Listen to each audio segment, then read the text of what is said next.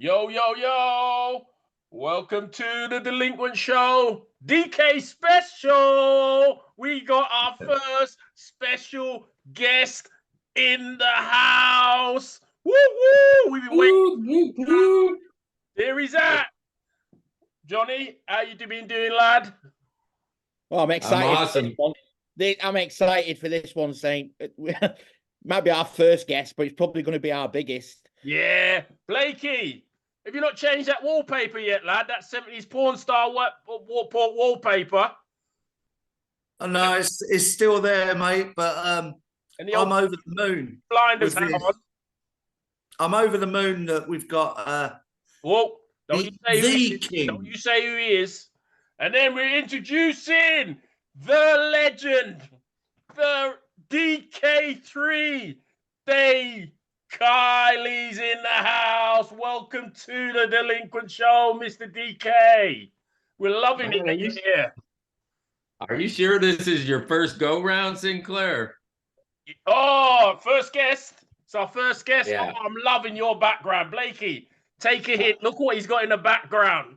Lakers, USA. Woo, woo. That's a Kareem jersey too. Yes, DK. Oh, yeah. That's an official signed autograph jersey. Oh, we're loving it. We're loving it. So, yeah. Sure you're all right on the show. Look, guys, this is a real honor. I've been once I saw your request and finally answered it, I was like, God, I hope I'm not too late, because this means a lot to be part of what you guys are doing. And I got to say, you're the three closest friends I have in Great Britain, next to Phil Craven.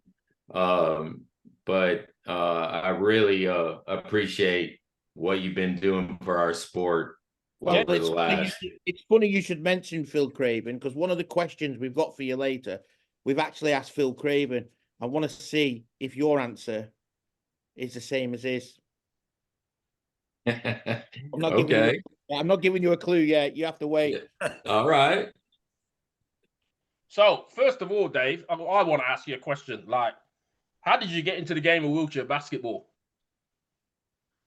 Well, I was a high school player. You know, I've been playing ball since I feel like I came out of the womb. You know, it was either in the driveway, and then it went into the, elementary schools, junior high school, and then I got hurt right out of high school, and received a spinal cord injury through an accident up in the mountains of Southern California, and ended up at Rancho Los Amigos Hospital. And that's where the legend himself, Mr. Ed Owen, was working at the time. And Ed Owen took me under that giant wingspan of his and showed me the ropes of wheelchair basketball early on. And I resisted. I didn't want any part of this bearded wonder at first encounter. But, it wasn't long before I saw him playing in the courtyard at the hospital, and my jaw just dropped. And that's when I finally started to let my guard down, because I could see real talent, and I appreciate what was actually being transmitted into that locked brain of mine with spinal cord injury. Wow, that's amazing story. That's a good mentor to start your career on. That's a great mentor to start your career on. Oh, yeah, we've had many conversations with Ed, hadn't we, at the Atlanta tournaments, Johnny? I mean, he was always so forward, and he didn't know us guys. We were all young guys, but he always had advice for us. Yeah. He corrected me once after a game against Germany, because I went on a fast break and I pretended as though the ball was coming to fake the defender. And he said to me after the match, you know that fake you did about the full court pass? He said, it's not going to work. I said, why is that? He said, well, a clever basketball player would understand that you can still hear the ball being dribbled in the backcourt. Simple, but it was true. Simple, but true. Yeah. Well, Ed, we were so competitive early in my first 2 years with that team, Santa Ana Raiders, Orange County Raiders, and he would stop in play to coach up the other team. and we were like, man, come on, man. Come on.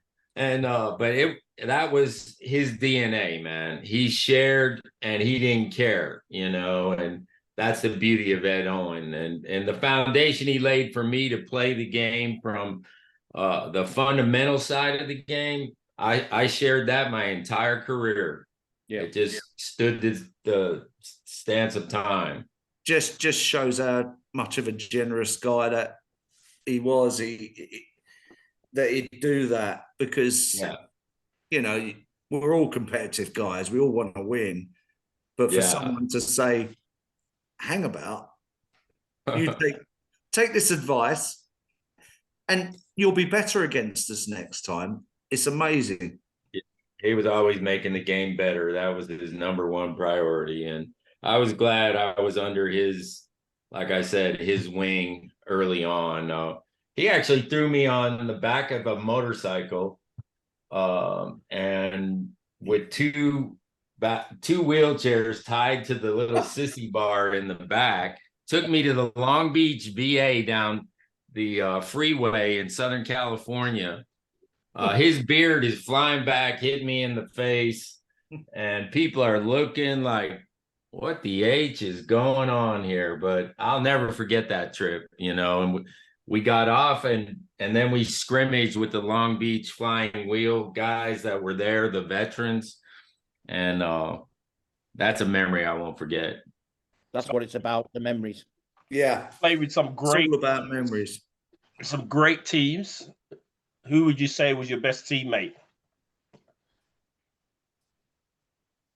My best teammate, man. I mean, I don't know that I'm on your show without Curtis Bell.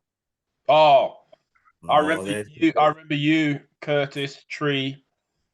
And I'll tell you the game that I remember the most. You didn't win the game, so I didn't want to bring it up, but I'm gonna. The 19 That's all right. Gold Cup final against France is the best game I've ever seen. And these guys have never seen it because I was there. I'm trying to find it. And we can't find that game anywhere. But tell me about that game. Well, we were being coached by Harry Vines, and we had a decent lead for most of the game. They closed it and actually went up by 1 with seconds left, and Harry calls a timeout, and he draws up a play to take the defense away from the middle of the paint, and Albert Campos was to come up, set a high pick for me, and Beno came with him, and when Albert went, Beno laid back, and when I took the ball hard around the corner, I threw a no-look pass that I've made 100 times with success, and he just threw up a hand, got a tip, and the game was over. And I regret that moment. I regret that pass. We were pretty dominant in world championships in that time, and but then we came back in '92 and kind of avenged ourselves. Yeah, so I remember that game because that was the first World Championships I went, and to this day, it's one of the greatest games I've ever seen, and I would love my fellow delinquents to watch that game. I know that's a painful one for you, but yeah, any loss at that level, if you lose a world championship by 1 point or or a Paralympic. Or 30 points like we did against USA in 2000. Yeah, you don't forget them, man. You just don't forget them. And some are more heartbreaking than others, but it's all a W or an L, you know. Ours hurts because we beat USA in the opening group game. So we fancied our chances in the final, but then Paul Schulte turned up and the rest is history. Well, 2000 was pretty brutal, Johnny. Yeah.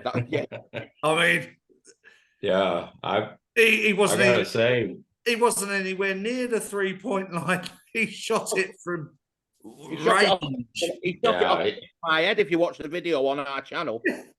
Yeah. And then 2002, we should have known that man can shoot 3-pointers. Let's get out on him. Yeah. Well, he's now in our Hall of Fame. He got inducted 2 years ago, and we showed that clip, and you know, the shot heard around the world. Unreal. Yeah.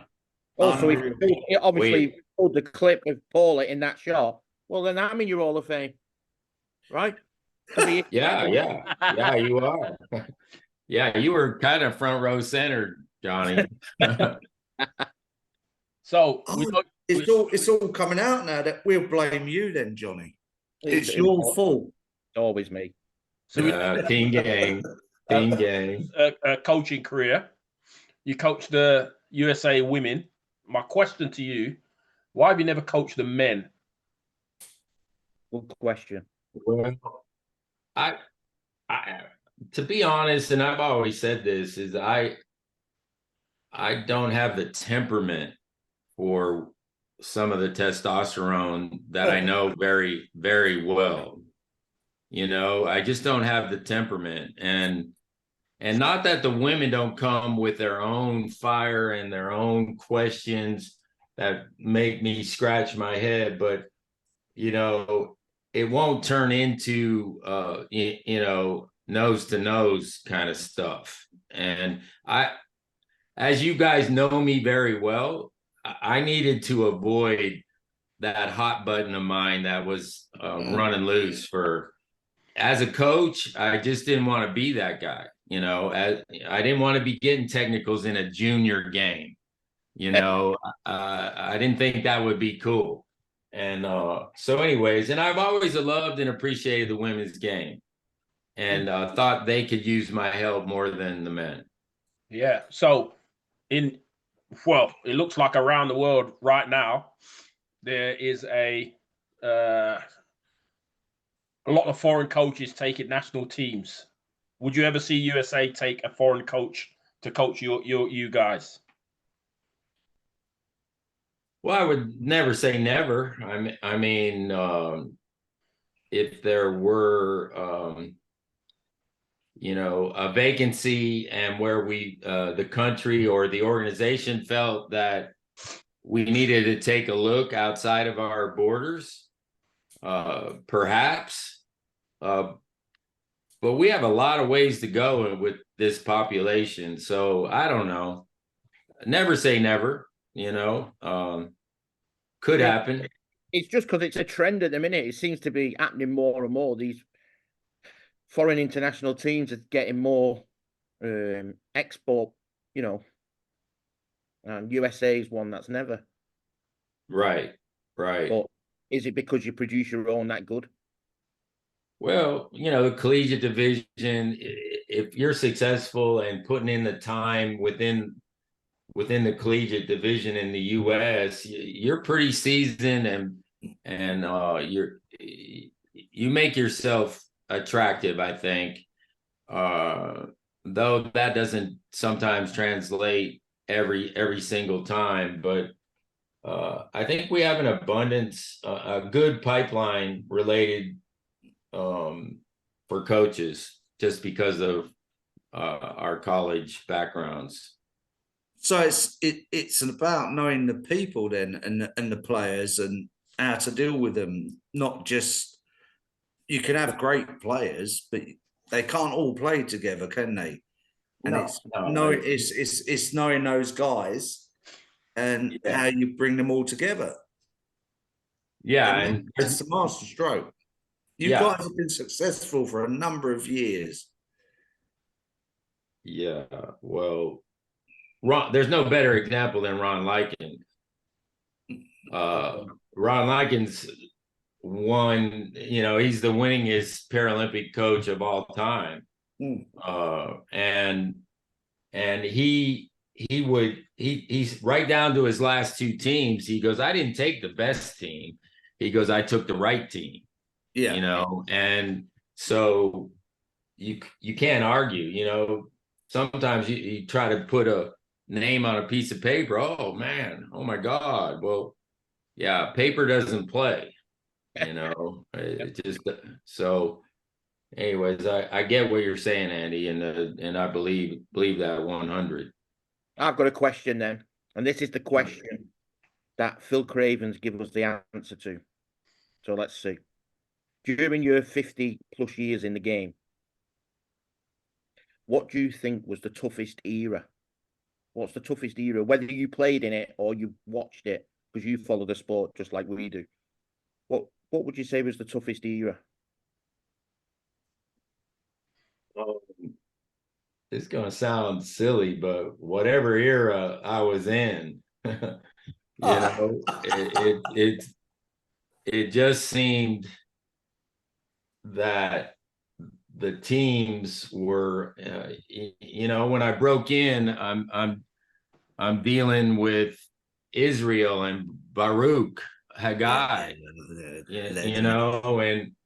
and that was the first of my only 2 world championship losses, was Israel and Bruges, and then the French in Bruges, like in 1990. Go figure.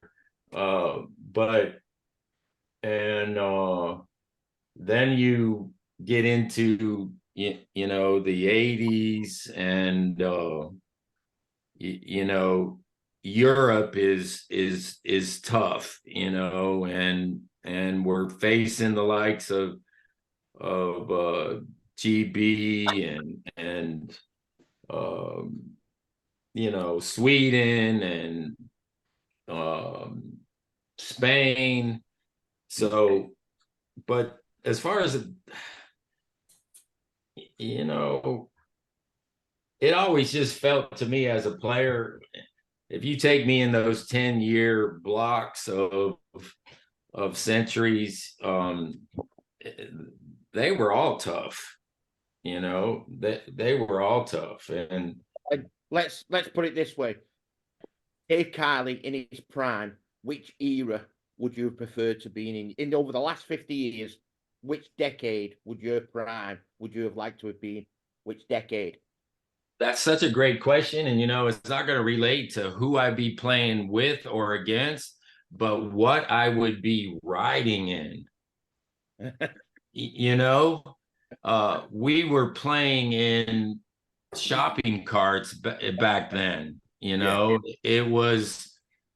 Well, your shopping seemed to glide better than everyone else's. Well, it was all relative, and we didn't know that at the time. I mean, we were going from trying to make a folding chair rigid, and then Bud Rumpel came along, Quadra came along, and things got a lot better. But when I look at today's chairs, from Performax or RGK or the manufacturers, my loyalty is to Performax, but that doesn't mean anything except the equipment allows so much talent and skill to come out. And man, I don't know, if I had that kind of a ride, who knows, who knows? Because you can relate. We were trying to get tourney chairs out of shorter wheelbases. Yeah. And we were flying out of our chairs all the time, because of that short wheelbase. Yeah, that's another point. The strapping in the chairs, you didn't have that in your day. No. And the center you was making a camber with washers. Cambers with washers and yeah, and had all those axle hole plates. You know, they might have had 16 holes, but no regard for toe in or toe out. You know, so every time we were moving those up and down, we were creating some form of toe in, toe out, and drag and friction.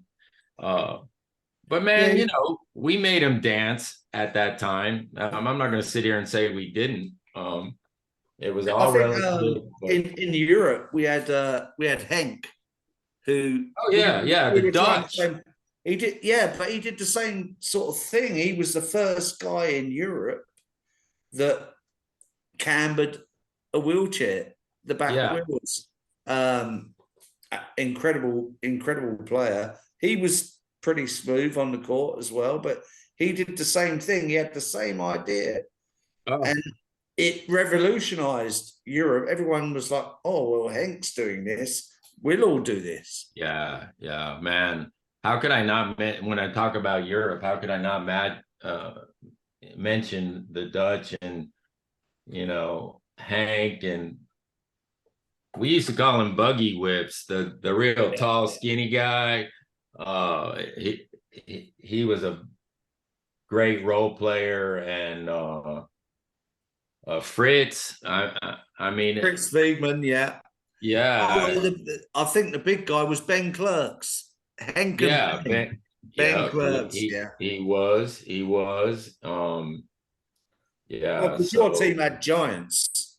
You had Curtis and Tree and guys like, and then the Dutch came along with Henk and Ben. And gosh, there were a couple of other great players on that team as well. So I've got another great question. You invented DK3, 3-on-3 basketball. Why did you do that? What made you go with that? And why haven't you come to England with DK3 challenge? Oh man, come on, man. We were like this close, you know, trying to get over, but man, my plate was so full with that, and I was myself and my marketing person Ish Tanyeri.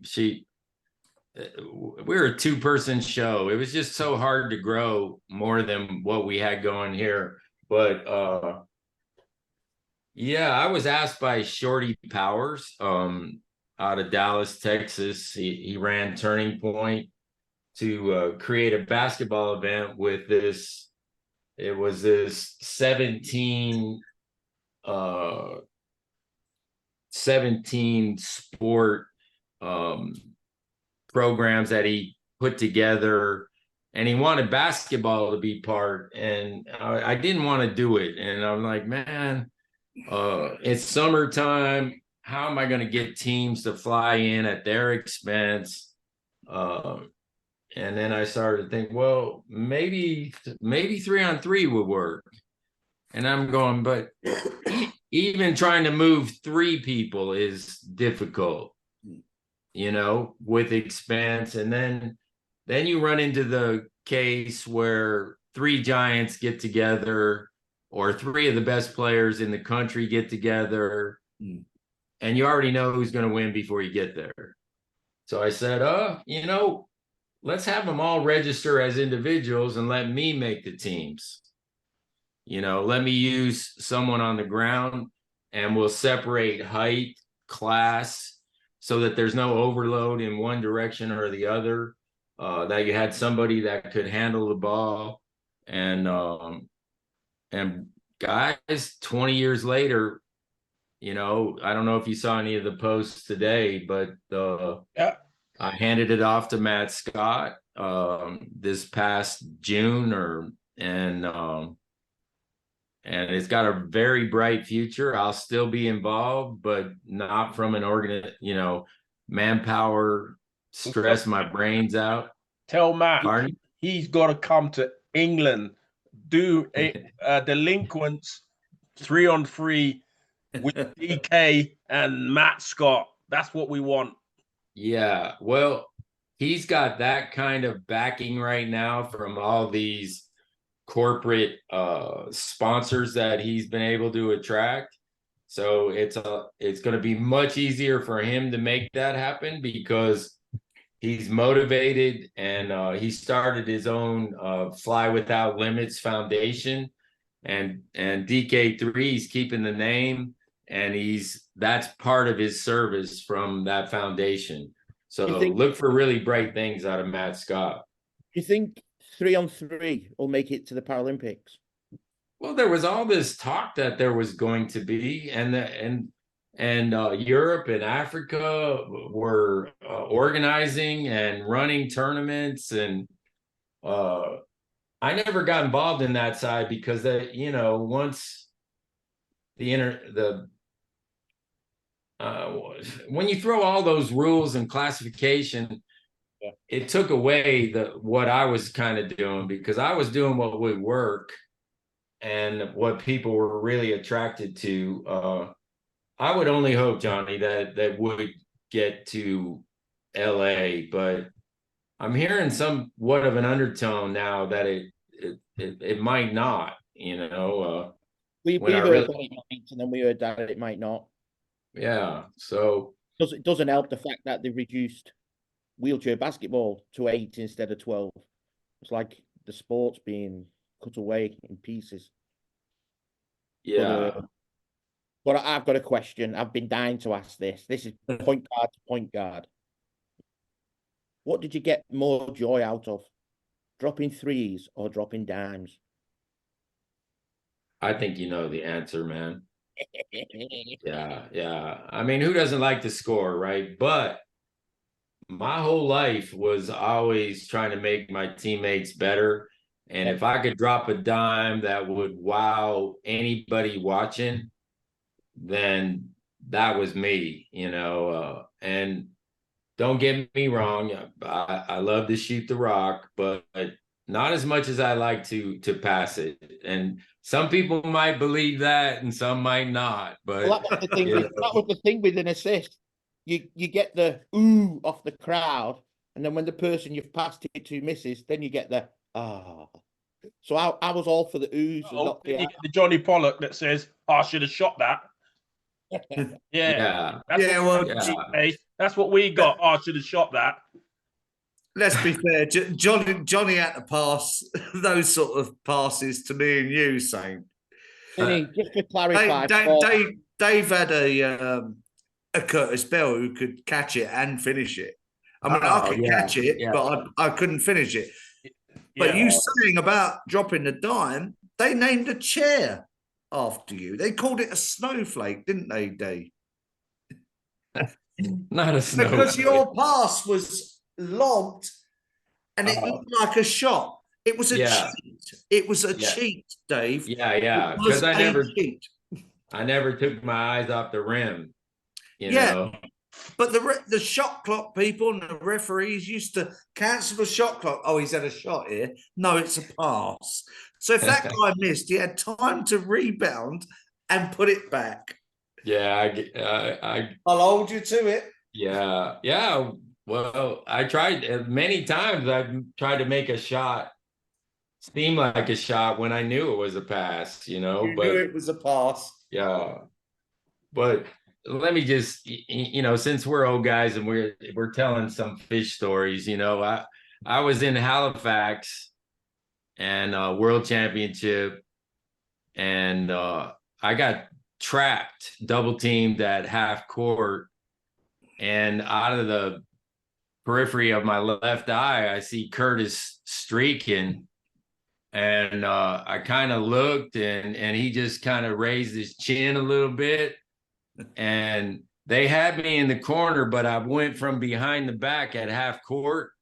One of those snowflakes that had eyes found him perched right under the basket, and all he had to do was drop it in, man.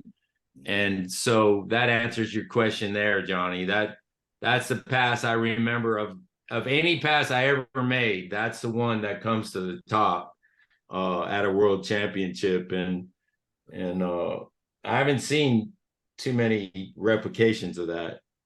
Well, Ed Owen actually said to me at Roosevelt one time when we was talking, going about them full court passes, he mentioned you, and I said, oh, go on, I've got to hear this. I like hearing the stories.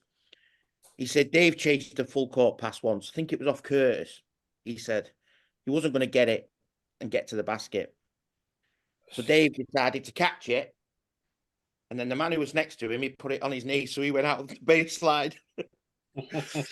The defender. Yeah. You just put the ball on his knee, so he went out with it. Yeah.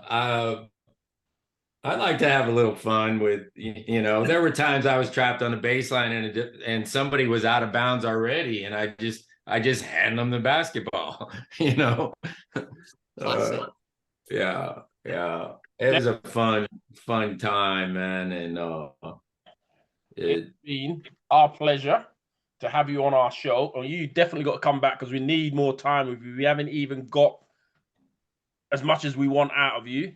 It's been a pleasure to be our first guest on the Delinquent Show, a fellow Hall of Famer. We might induct you into ours, but that'd be greedy if you could be in theirs and ours, so I can't do that. But it's been a pleasure. Thank you very much for coming on our show, and we hope to definitely see you soon. Don't forget what I said. Get that message to Matt Scott. We want a DK3 Matt Scott Delinquents in England. I will, guys. Let me give you one quick plug. Be looking for early night in 24 my finished autobiography, man. And it's got a lot of historical nature to my book. Beautiful. And where Miles Thompson has been my writer, and we're about 240 pages in and just finishing up that debacle called Barcelona, which is another podcast in itself. Yeah. But it's juicy. Spoke about that.